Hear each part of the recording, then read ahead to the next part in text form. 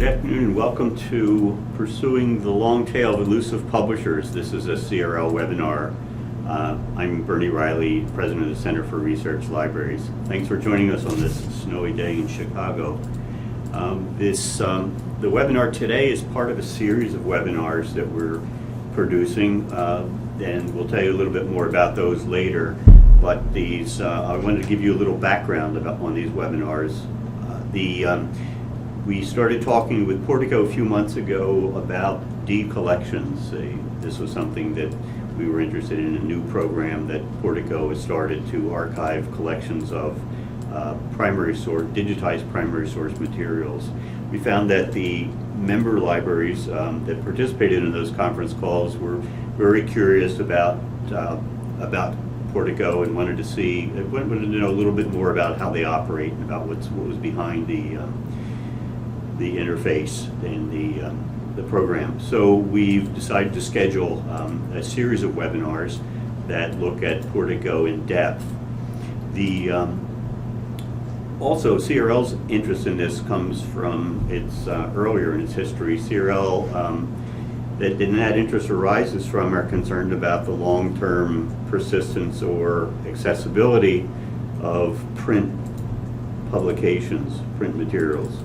The CRL was started in 1949 as a place and an organization to collect and aggregate important but lesser used materials. A lot of those turned out to be serials. CRL now has about 5 million volumes in volume equivalents, and a fair number of those are serials. We decided some years ago that the CRL could never preserve last copies of every serial that was of interest to our constituency, and so we started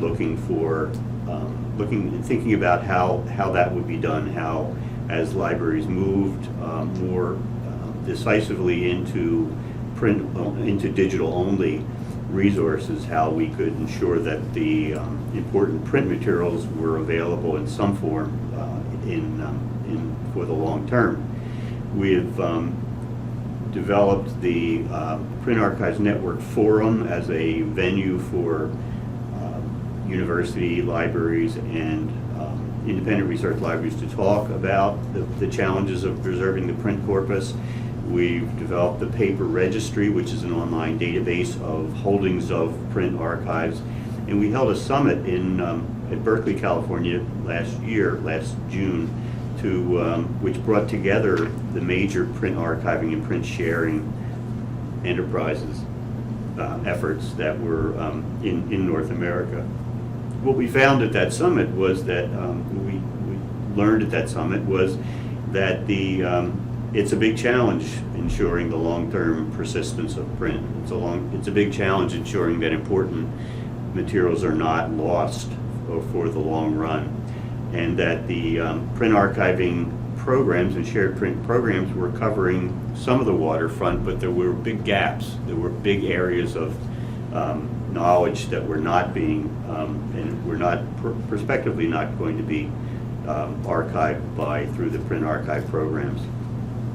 We started thinking about about clocks and about Portico and about Scholars Portal, three of the digital serials archiving programs, all three of which CRL had audited and certified as trustworthy digital repositories.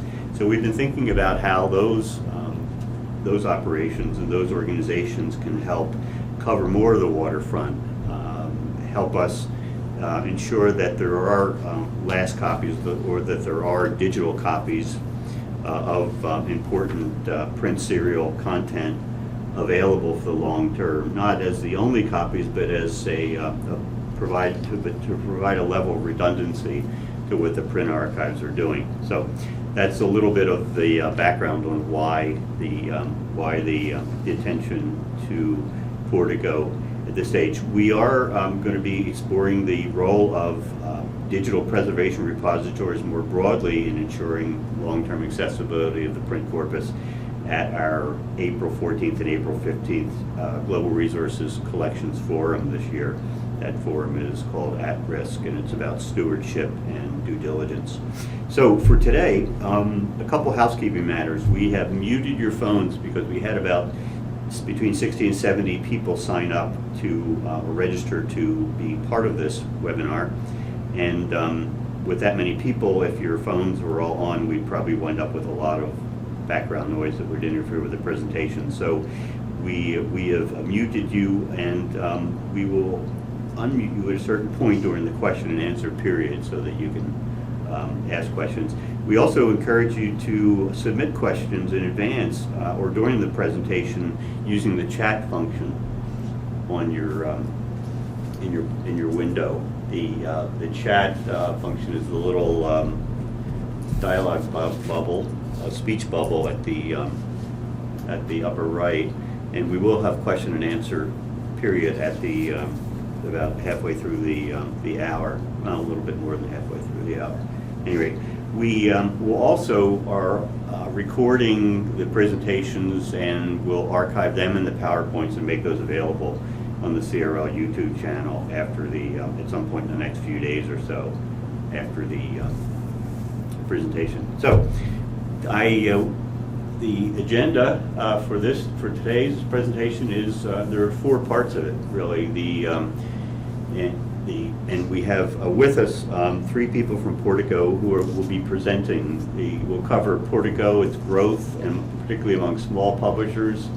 What is the corpus, or what's the universal corpus of e-journal content that there is to preserve, and then how Portico is prioritizing future growth and further growth, and they're very interested in your thinking, in the thinking of you folks from CRL libraries about how to prioritize future growth. They'll give us a sense of how they've done it, but this is an opportunity for you to give them input. So without further explanation, I want to introduce Stephanie Orphan, Portico Director of Publisher Relations, who will talk about Portico growth. Stephanie? Hi everybody, and thanks Bernie. Before I get started, I just want to real quickly mention that the building that Kate and I are in just had an alarm on the 5th floor for a fire in the building, and we're standing by to see if we would need to evacuate. Right now we're here, but I wanted to let you know in case we have to jump off with no notice that that's why it's happening, unfortunately, and hopefully it doesn't happen, but Amy may have to take over if that's the case. So having gotten that out of the way, as of 2015, Portico has been working with publishers for 10 years, and we've had an incredible amount of growth in that amount of time. And Virginia, if you want, you can move to the first slide. So we signed our first 6 publishers in 2005, and we moved 5 of those to Ingest in 2006. And of course, when we first started, we were working with only e-journal publishers. In 2008, we began signing ebook publishers, and we now have agreements with 100 ebook publishers or aggregators. And in 2009, we started signing people onto our digitized historic collections program, and we're now working with Gale, Abenaki Digital, and EBSCO to preserve their archive collections of primary source materials. So the slide here is showing you the growth over time of Portico, which is pretty tremendous. This is showing growth in terms of archival units. For e-journals, archival units are measured as journal articles, and we currently have more than 54 million AUs in the archive. We have over 550,000 ebooks, which is the AU measurement for books, and for D collections, AUs are at the item level, which can be either books, newspaper issues, or documents, and we have 3.2 million items for D collections preserved in the archive at the present time. Next slide, please. This following slide is just kind of taking a look, focusing in on journal publishers and kind of getting at Small journal publishers, they get into the long tail. So we define small journal publishers as journals publishing 1 to 10, less than 10 e-journal titles. So you can kind of see is the progression over time that we started out with more of the bigger publishers in Portico, and then a few years ago started evening out and getting further into that long tail of small publishers, so that at the end of 2015, we had 172 small e-journal publishers signed to agreements with Portico, and 110 other publishers, medium to very large publishers in Portico. So 60% of the total number of publishers signed to Portico currently for e-journals are in that small category. And out of those 172 publishers, 112 of those publishers have one title only that they publish. So far in 2016, I've signed 9 journal publishers to agreements with Portico. All of those publishers have committed just one title, published only one title, and committed only one title. So the trend is definitely towards getting deeper into the long tail. You can go to the next slide, please.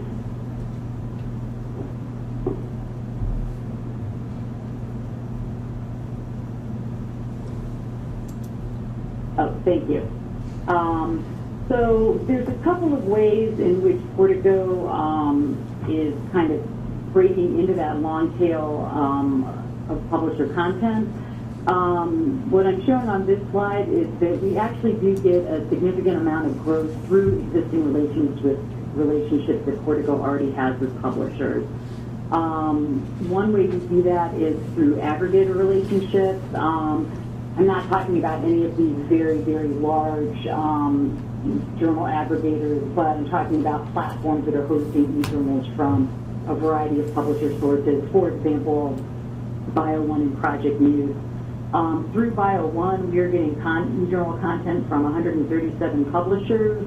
All of those publishers are in the small category, and 105 of those publishers have just one title. So that's adding to the larger Portico numbers that I showed on the previous slide.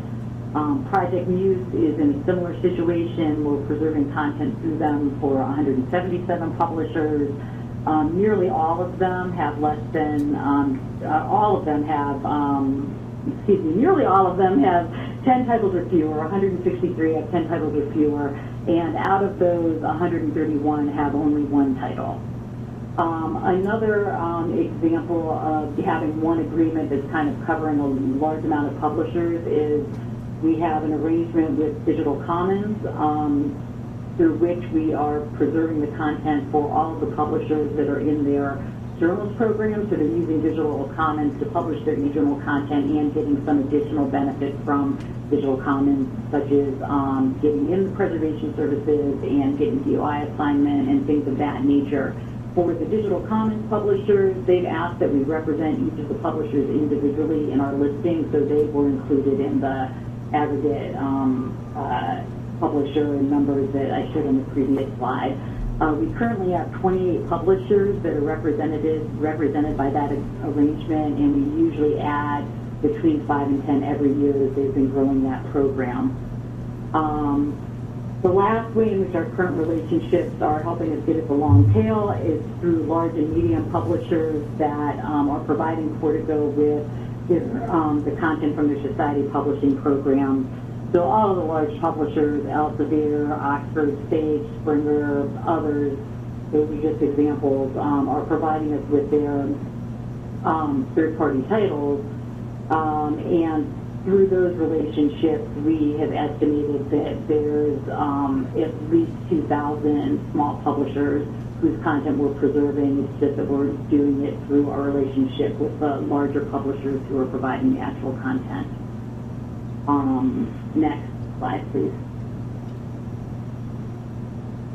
So, outside of kind of maximizing the existing relationships we already have with publishers, one of the ways we try to make it easier for small publishers to come into Portico is by minimizing the technical barrier to entry for them. while still ensuring that we're receiving the minimum content deposit and metadata that we need to meet our preservation guidelines for deposit. So there's a number of ways in which we've worked with people to make it easier for these small publishers to get in. One is to facilitate publishers that are putting their content out through the OJS platform, is that we have developed an OJS export plugin that publishers can use.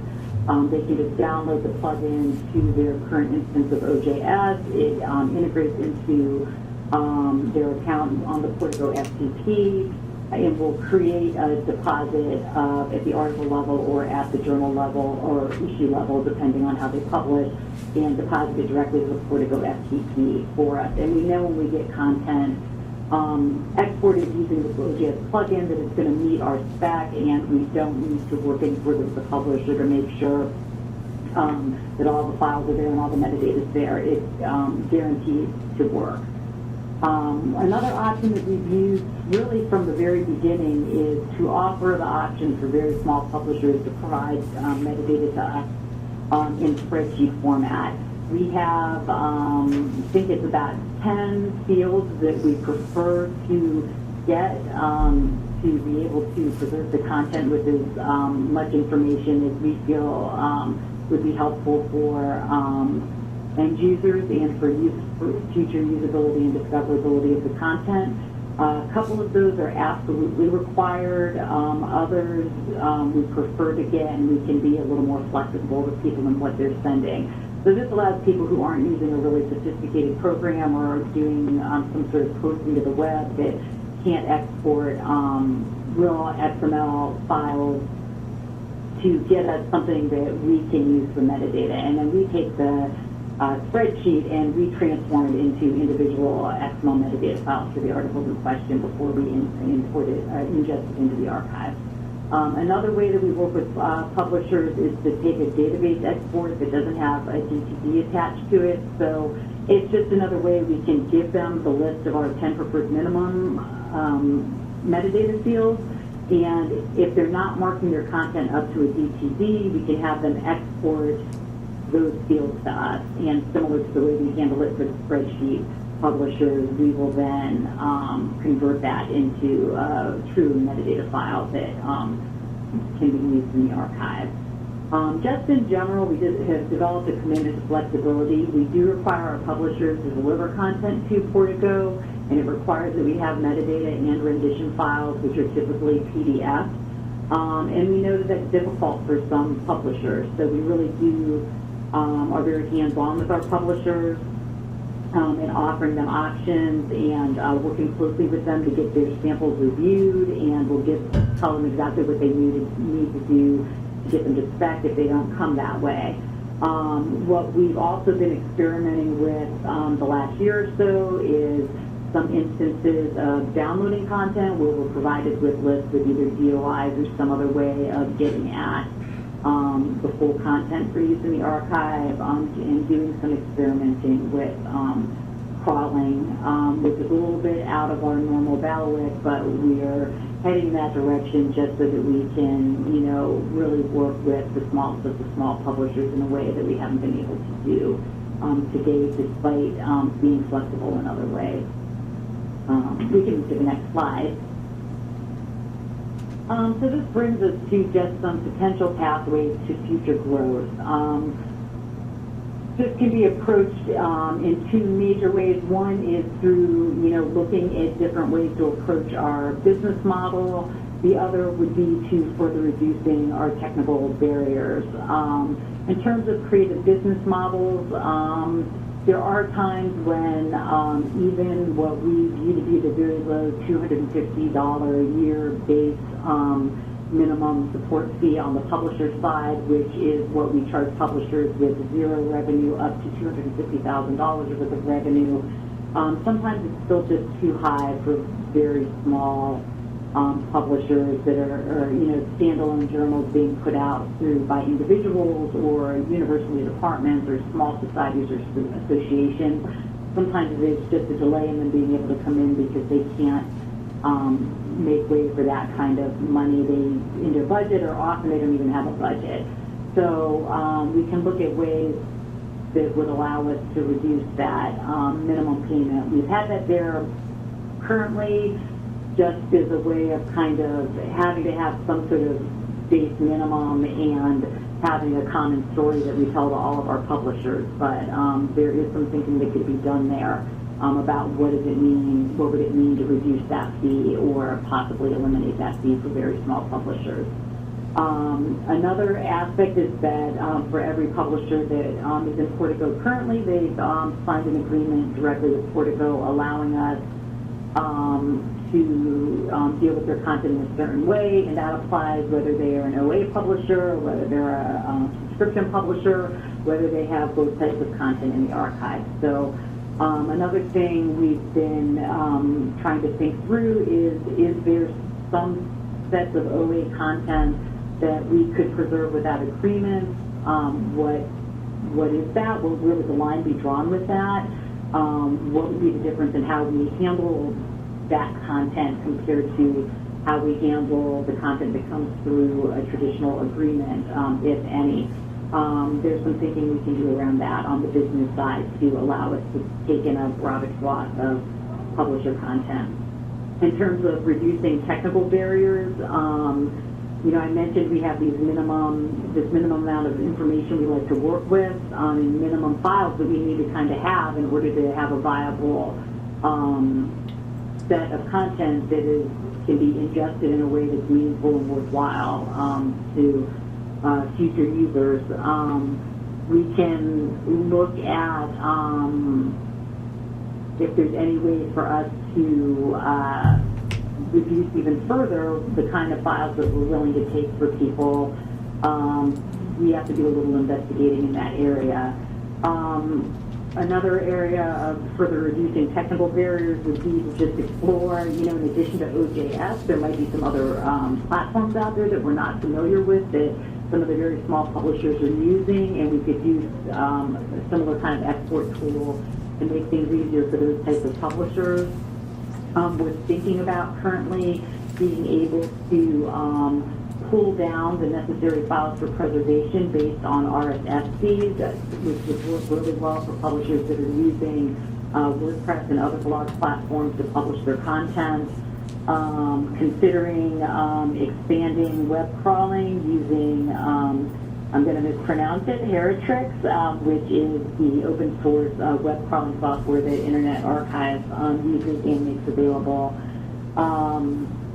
We currently do have a subset of publishers that provide Portico with content that includes the Crossdress metadata. We've given some thought to what could we do if all we got was the Crossdress metadata. Are we able to write something that would allow us to work our way back from Crossdress metadata to the actual PDF and get the full package of the content that way? So there's a lot of thinking to do in these areas and exploring that we're looking at in the next year or so to expand the potential to get smaller publishers into Portico.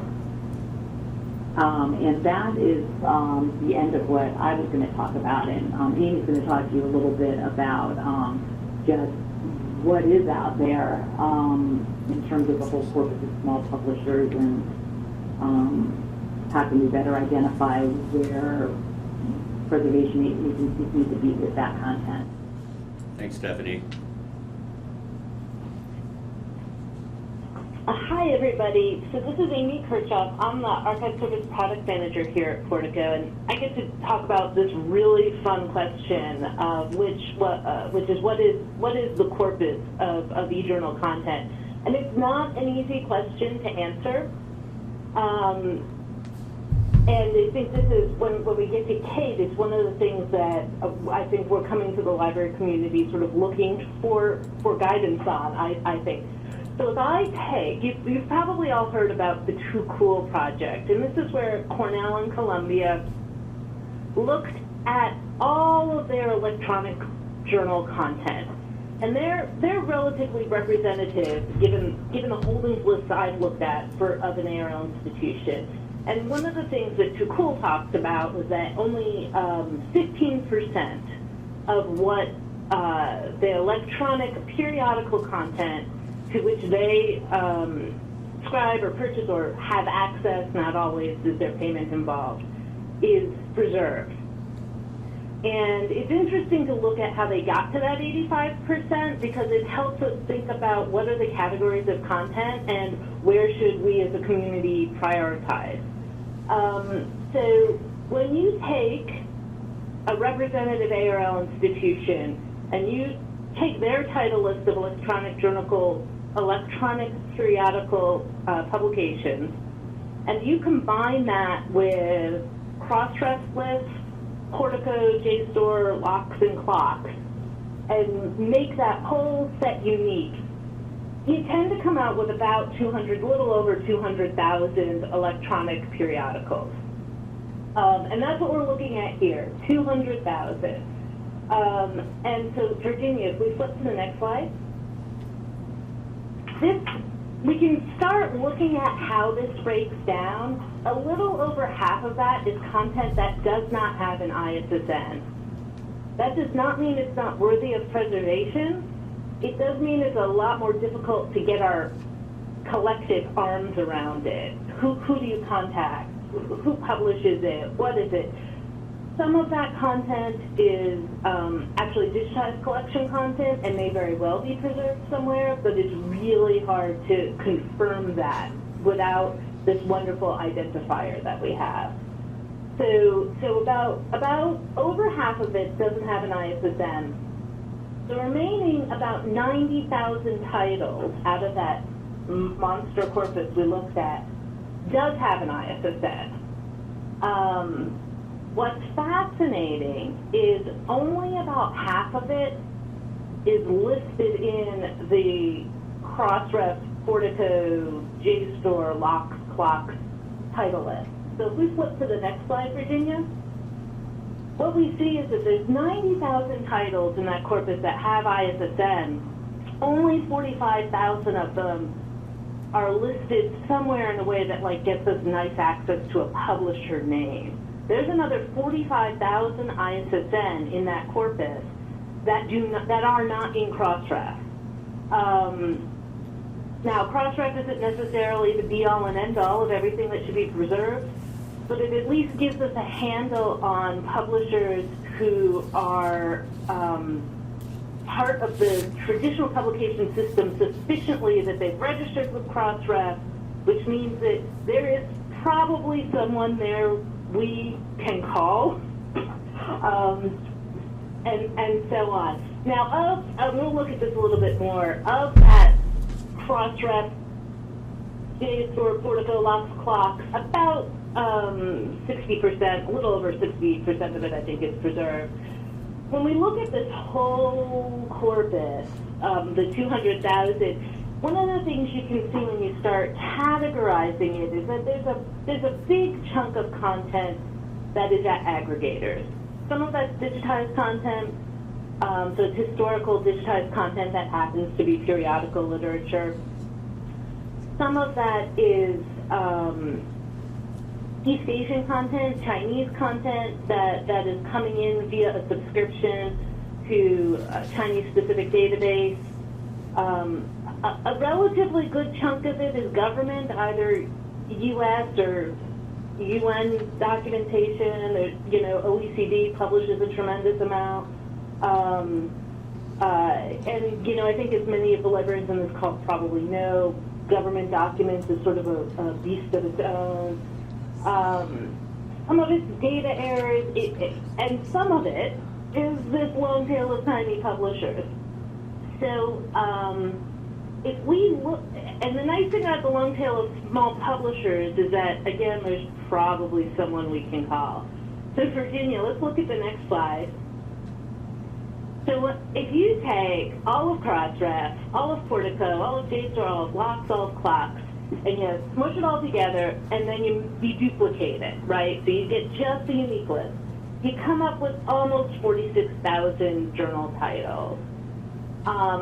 And we can go to the next slide, Virginia. And what we can see is that of that 45,000, now there's about 43,000 in Crossdress. So there's actually about 3,000 titles in this list that are not in Crossdress. But of that, 28,000, about 62% is preserved somewhere in one of those, in Portico, JSTOR, Locks, or Clocks. Somewhere someone has it that's preserved. And then there's another 38% of that list, and that 38% would be a cross-ref, right? Because otherwise it would have shown up on the 62% side. That is not preserved. So about 17,000 titles. So then it gets interesting to start looking at, okay, publisher sizes, because for good or for ill, this is, Crossdress, well, mostly for good. It provides us with a list of publisher names, which is great. Thanks, Virginia. So one of the things we can see is that we can chunk these by size. So there's, over 5,000 publishers that publish between 1 and 10 titles, and are in that corpus. And so, by and large, the number of publishers down there in the small is it just blows away anybody bigger. So if we go to the next slide, we can see how the percentage of titles preserved versus absolute number preserved look like. So for the 28 publishers that publish 200 or more titles, that's where 20,000 of the preserved titles come from. And you can see it's over 80% of the content published by those publishers has been preserved. Whereas when we get down to the tiny guys, we have, again, 4,000 titles associated with those 4,600 publishers that publish 1 or 2 titles. It was, one a piece, which is not surprising. And so this is the world we're in now, where we've sort of all gotten most of the big guys. There's probably a couple of them that's still out there, and some titles. But there's this tremendous number of small publishers.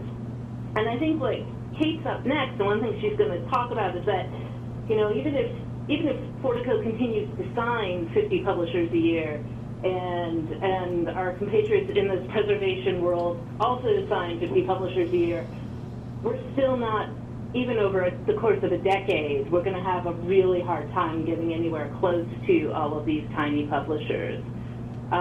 Which is one of the things that prompted us to have this webinar and bring more minds to bear. And I think I'm done. Thanks, Amy. Now we like to introduce Kate Wittenberg, the Portico's Managing Director. All right, thank you, Bernie. Well, I think the takeaways from the presentations that Stephanie and Amy have done are that we've made what we think is very good progress and have put a tremendous amount of effort into making progress. But from the picture that Amy just painted, we can all see that there's much, much more work to be done. And so we at Portico, but also I know that our colleagues at Locks and Clocks have been thinking a lot about ways in which we can make more progress and leverage the community's knowledge. The community of librarians is really the basis for why we're doing all of our work. And so what I want to do now is to suggest some possible ways in which the community can help us. And things that we've been thinking about are arranged, starting with, could libraries together come up with a list of publishers, small publishers, that for them are very high priorities for preservation. And librarians know more than anyone about how to think about the value and importance and fragility of different kinds of publications and publishers. So coming up with some sort of list that would allow us to start somewhere, and together with our colleagues in preservation, put our efforts into a targeted list rather than looking at this vast amount of content and trying to figure out ways to start and to make progress on our own. And in addition to an actual list of specific publishers, we're wondering whether, more broadly, there are actual categories of publishers or publishers on specific platforms that we may not have targeted or identified yet that librarians would consider to be very high preservation priorities. That sort of list would be very helpful as well. And again, it would help us focus our efforts. A third area where we think we could get a lot of help is the ways in which librarians can, I'll say convince, but you could also say pressure publishers to participate in a preservation service. And could you, as a community of librarians, coordinate your efforts in this area? We all know that you are the customers, and publishers listen to their customers. They've listened to them over the years about a number of things, including the need for usage stats. As librarians continue to push publishers, we've seen that they begin to respond. And so we're wondering about the ability of the library community to help us convince publishers that preservation is not just something we'd like them to do, but something that they have to do. So our questions are now, and I hope we can, Bernie has some general comments, but then I hope we can focus on some of these in our discussion, is this something that the library community is able to provide? That is, are you able to and willing to, and you have the resources to try and help us in moving forward and making more progress in this area of the long tail? And also, do you think there are other strategies for collaboration among libraries, preservation services that could help us address this challenge? Are there things we have not thought of or that we haven't mentioned that you can suggest and that we can discuss together and can hopefully find ways to collaborate on that will move us forward? Thanks, Bernie. Thanks, Kate. This is Bernie Riley. We have had some people kind of jumping in and actually submitting ideas and thoughts as the speakers were presenting. There's one of those was Kate had asked, is are there particular publishers that would be high priority if we decide to go about it that way, saying which publishers are which taking a publisher specific approach. And people have suggested, we are getting from the chat list, ProQuest one. That's one where we at CRL have been working with to get more transparency about what's actually in their databases. And we've made some progress on that. We're starting to get metadata now from ProQuest on what's in their newspaper metadata, newspaper databases, and there are some journal databases as well. So that would be one tack. And I think there are ways we can influence publishers like ProQuest, because we are their consumer base at least to a certain extent.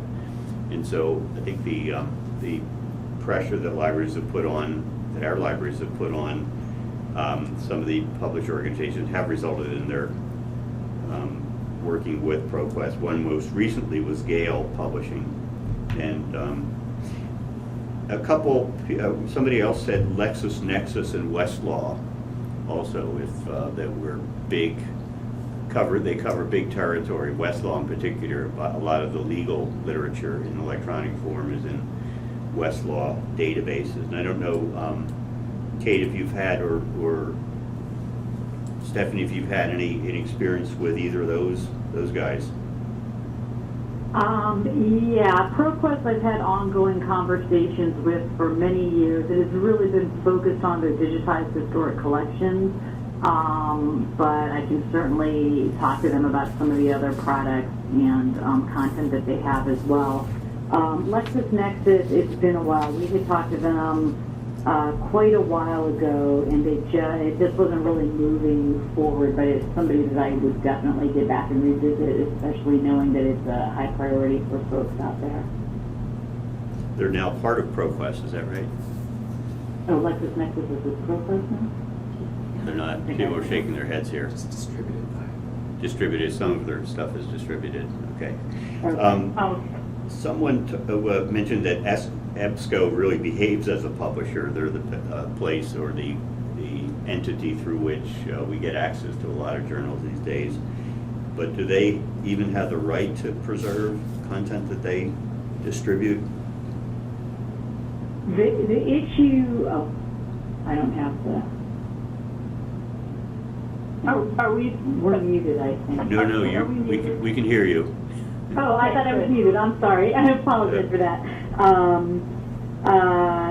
Yeah, so my understanding is that the big journal aggregators with those massive databases typically do not have preservation rights, and that has been the big barrier to them getting into a preservation service, is that they have the right to sell what they're selling and, you know, create the metadata and make that content available, but they don't have the right to pass it along. But it is not impossible for them to get those rights. It's a big effort, but it is something that they could do were they to make this a priority. So that's a good point about it. So Yeah. we have ongoing conversations, but if we can say that this is a very big priority for the library community, this issue of rights, you know, could be something that we could push on. Yeah, and you know, we just signed EBSCO for their archival collections last year, and so, you know, we have a much stronger and current relationship with them than we have had in the past, so it makes it easier to try to, you know, have conversations and get in touch with the right person about the other products. Uh-huh. How about publishers not included in clocks as a priority? I mean, is that something that Portico's looked at as a category? Yeah, definitely, although we still would, having some direction there would still be helpful. Yeah, not having so much the overlap is always a benefit for us. Amy might have even some figures on like how much we have that overlap between the organizations and how much is unique, I think. Yeah, so there's a pretty big overlap with clocks, less so with locks. When we look at the percentages, so we talked about what did I say, it was 28,000, 26,000, 27,000 that's preserved somewhere. About 82% of that is preserved at Portico, 41% at locks, 30% at clocks, and 13% at JSTOR. When we look at what's just uniquely preserved, so preserved at only one place, 32% is at Portico, 8% is at locks. There's very little uniquely preserved at clocks because their overlap with Portico is so high, and 8% at JSTOR. The JSTOR content is a little bit more unique because it's the digitized back, but a lot of that content is also, because they're pick and choose, it's also the big publishers as well, and so it's coming into the preservation agencies, the less print-focused preservation agencies in that manner. So you know, that's about where the numbers fall out. I'm happy to share those if that helps. And the source, Amy, of the outside numbers is their publicly listed list of content. Is that correct? Yep. I take all of the spreadsheets that are publicly available, ours included. I get our data from our spreadsheets as well, and just push them together. It should match the data in Keepers, although I don't think JSTOR's in Keepers, but it should be the same data. Well, with the overlap, though, fairly significant overlap, though, wouldn't it be? Is there a way, I guess, to avoid some redundancy, and because there are a fair number of libraries that are both clocks and Portico, and the the overlap is, redundancy is good to some extent, but I think if it's a matter of stretching to cover more territory, Yeah. would that be done more effectively if there was, kind of ways of avoiding duplication? Or is that a false economy? No, so Bernie, you mean could we actually actively collaborate with each other as preservation services and identify where we're each going to go? That's something we've thought about. Again, though, we have to come back to meeting priorities so that we could start with a list of highly desirable publications for the library community and then talk about how we might split up going after some of the very small ones. Okay, well, let me turn back to the questions about, and the suggestions about ways to approach prioritizing things. What about using cost as a basis? The pricey American Chemical Society titles, and those kinds of things. The things that libraries are paying the most for on the subscription end. Prioritizing based on that, is that a useful thing, or is that possible to do? Are you asking us or your colleagues? Yeah. No, that's one of the questions from one of our colleagues. If we're interested in figuring out ways to triage or prioritize what's still out there. Would help, I guess. Yeah, maybe the question is, what percentage of the really expensive stuff is still out there and not archived? Yeah, I think we could definitely approach it that way, or look at approaching it that way. Again, it's something we would want the library community to direct us to, the things that they're paying the most for, and and we can compare that to what we are preserving, and then see what's left and go from there. But we would definitely still need some input and guidance on that. Because I think in terms of a kind of a risk management and due diligence thing on the part of libraries, the collections development people, that might be a way of getting at the most, or just of prioritizing, bumping up certain things, the most important things.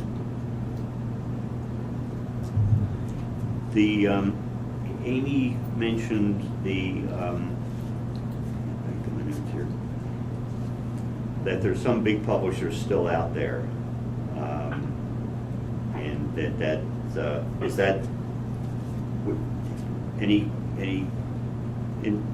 who are those big publishers that are still out there that we're still trying to get in? I'd have to take a look at this data. Some of them are governmental, like there's some UN agencies which actually do quite a lot of publishing, and they're relatively good publishers. They deposit their content, their data in Crossdress. So there's some like that. I'm opening up my Excel file. We'll see if it comes along. My Excel's been acting a little funky, so I don't know if it's going to happily open for me today. We can maybe move on to another question, and Amy can come back to that one. That's a good idea. Okay, we have a question about the obstacles that the small publishers are experiencing getting into Portico or getting into a digital repository. And you mentioned cost and technical barriers, but are there others that they cite? Are there other concerns they have about being part of the repository? I mean, for us, just from our perspective, one issue is that, as you can imagine, it's harder to figure out who to contact, literally, when it's a tiny journal published by, a professor out of a department. So, That's a barrier for Portico. For Portico. Yeah. For them, I think... Yeah, other than the delivery specifications and occasionally the fee being an issue, those really are the the things that tend to interrupt. I mean, the other thing I guess would be just small staff and not having time to pay attention to it. So there definitely is a much longer horizon in terms of like making contact and having them be positive about it. In some cases, they're even contacting me proactively, but often getting from that to the signing point is a longer period if they're very stretched from a staffing capacity and obviously juggling whatever their other priorities. But having said that, a lot of the small publishers will often sign very quickly. They're actually less likely than a really large corporate publisher to nitpick the agreement and send it through, 50 revisions and that kind of a thing. So sometimes they do move along fast. But so aside from just making the deposits being problematic or possibly the fee, I would really just say having enough staff time to devote to it to actually push it through. Uh-huh. Great. There was another question. This is kind of a typical CRL member question about the non-US or UK-based or non-Europe-based publishers. Are they a category that's, and we think they're a category that's kind of essentially at risk, particularly publishers that aren't publishing in English languages? Yeah. Well, currently about 46% of the publishers in Portico are from outside of the United States. We are preserving content that is not in English, but I don't, have any stats on me right now what the percentage is of non-English language content compared to English language content. Again, that's an area I'm sure some of that content is falling into that those numbers that Amy showed from Too Cool, that we could help getting a little prioritization on in terms of which of the publishers or the individual journals, especially if there's a bucket that's non-English language, which among those are of the most importance to people. That makes sense. I think a lot of the non-US and non-Europe based publishers, though, are ones out there that I suspect are many of them tend to be kind of short-lived, but some of them are not small. I mean, one group that we've been in discussions with at CRL has been Sabinet, the South African-based publisher of journals, science and social science journals.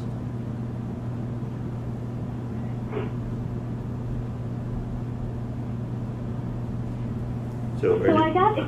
Oh, go ahead. Any of those? Any discussions on those in that category of publishers that you've had? I don't believe I've talked to Sabinet. I have had some conversations with South African publishers and other publishers that are doing aggregations of journals from the continent of Africa. The language of the publications, I don't know. Yeah. Also, another kind of CRL-like question is about publishers that publish in non-Roman scripts. Do you have the capability to deal with those, I wonder? Well, Amy can probably better answer this. I think that is not a problem for us. The preservation of it is not a problem. I think if we had to do a trigger PCA for such content, we probably need to do some work in the interface to make it happen. But preserving it, most of it would come in Unicode, and that the actual preservation of it wouldn't be a problem. And delivery would only be a problem until we put the resources on redoing the interface to support it. And we would do that if we needed to, when we needed to. I got Excel to cooperate a little bit. So some of these are publisher names for folks who are not, who have like over 200 titles and aren't preserved anywhere. Some I don't recognize, but I'll read them off at any rate. OMICS Publishing Group, and then African Journals Online, which I believe is a database product. Cairns, Science and Education Limited, Open Edition, Al-Manhal SZ, Percy Program, that's PERSEE, Diva Enterprises Private Limited, MDPI AG, Clients Alert, doesn't sound like a publisher. Interesting, the Smithsonian Institution Biodiversity Heritage Library, Bioinfo Publications, Hans Publishers, IMF, Bangladesh Journals Online. So that's a set that when I sort by number of titles not preserved, that's the titles, the publishers that come to the top. We can share this more broadly if that would be useful. Oh, those are ones that are not preserved, is that right? Yeah, there was, so I sorted by title not preserved, and then listed out publishers so that those publishers pop to the top. So these are the larger publishers, the publishers with lots of titles that very little of them are preserved. Like a few African journals online are preserved, but they're clearly coming in from the original publishers, not the, I believe African Journals Online is an aggregator, so. Yeah, they are, and even like all those ones, Africa Journals Online, Bangladesh Journals Online, they are all aggregating content from their areas. I have had conversations with Africa Journals Online, and they do feel they have the rights and wanted to have the individuals sign. So the reason you're seeing some of the titles in is AOSIS is part of Africa Journals Online, but they've separately signed an agreement with Portico, and I think there's one other smaller publisher from that group, but yeah. Yeah, they have about, in this database of holdings data I've collected, African Journals Online has 343 titles, 11 of which are preserved somewhere. Right now, I'm not sorted by who, but. And the reason they're all showing up under them, I think, is because it's probably based on Crossdress metadata, and part of what they're offering is the DOI registration. That's right. And that's, for this analysis, I try and get down to one publisher, because you could get crazy. A single title can have, so it would probably default to the Crossdress publisher. I can imagine how this stuff would make you crazy. It's fun though, but it does make you crazy sometimes. Well, that is interesting data. I mean, I wonder if you'd be willing to share it with the CRL membership. We could attach it to the webinar or the event. Yeah, well, I'll figure out a way to make that happen. And maybe we'll collapse some of it, because it's all openly available. I'm just pulling spreadsheets from lots of places, and I smush them together. So, good. But yeah, we can figure out a way to just try and share some of this. Good. This has been really helpful. This has been tremendously interesting to me, and I think it creates a good start to a further conversation about the how to cover the waterfront is the crude way we're putting it, and that will continue in future webinars. It'll also continue at the At-Risk Forum in April. I want to thank our panelists. I want to thank Kate and Stephanie and Amy, all for good, frank, detailed presentations. I want to thank the people that were the participants in the webinar who gave very good questions and gave us terrific input on this, and I hope this has been useful to them as well. Hi, this is Virginia Kerr at CRL. I'd like to echo my thanks, and thanks to all of you for logging in today to hear this webinar. I'd like to remind you of, if we can go to the next slide, I'd like to remind you of upcoming CRL events. And Bernie has mentioned the CRL Forum, which will be here in Chicago on April 14th and 15th. This is open to all staff at CRL member libraries. We do require that, with no cost, we do require that you register in advance, and that information is up there on CRL's events page. The staff at Portico have very kindly agreed to continue providing a series of webinars. The next one is already scheduled for May 25th, and that event is on our website as well. You can go ahead and register for that. Now, I'd just like to remind you that as you log out, you'll see a survey. We really appreciate your feedback on this. It's essential to our program planning, so please take a few minutes to fill out this brief survey. This webinar has been recorded and it will be soon available on CRL's YouTube channel, along with other presentations. And we do encourage you to find other ways to keep connected to CRL. If you haven't already signed up for CRL Connect, our e-newsletter, please do so. We won't send it to you unless you do sign up. Oh, except for collections officers. I'm sorry, we do send it out to collections officers at CRL libraries. And we're also, our website is www.crl.edu. We're on Facebook and Twitter. Thanks so much and have a good afternoon.